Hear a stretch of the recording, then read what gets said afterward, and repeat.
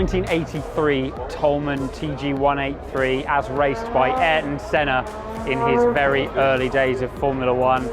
Man, how much power has that thing got, especially when the turbo boost cuts in. Always a rush to drive a single seater up the hill here, because you get that wind in your face. You really take the crowd in.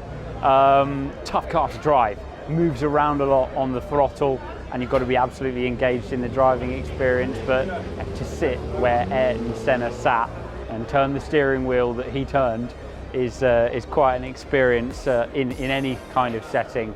Quite a challenge up Goodwood Hill to try and tame that amount of power. I'd love to have a go out on the racetrack proper, but just a little bit of a feel of turbo era Formula One. Incredible beast.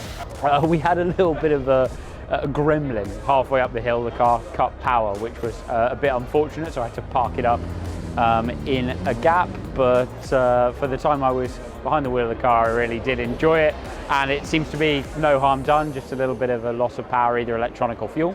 I should get another crack in either one of the cars over the weekend, so I get to experience it a little bit more, get a little more used to it. Sauber C9 as well I've yet to drive, so looking forward to that.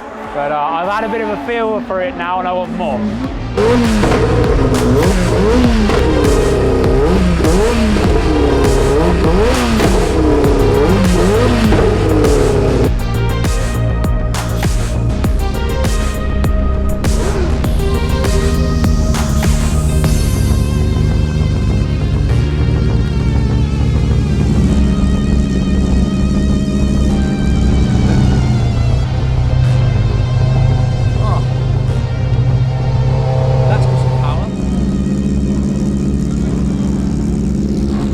Light is that? Wow, feels light as you head up the hill, and it really takes off the mark.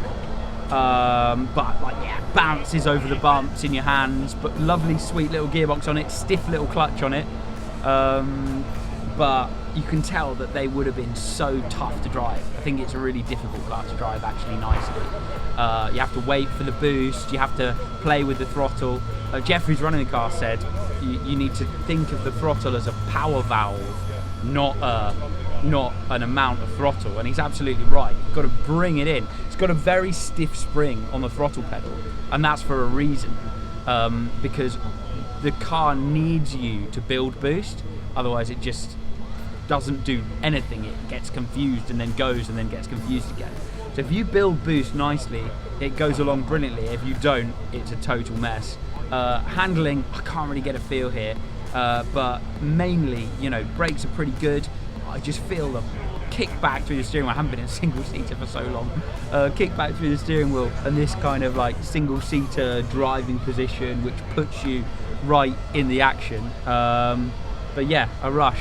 That's a raw experience, and you can see how fighting wheel to wheel in them would have felt, you know, aggressive and raw as well. Lots to play with in here. We come and look down here. This valve here locks off and raises the front ride height, so the car's actually legal.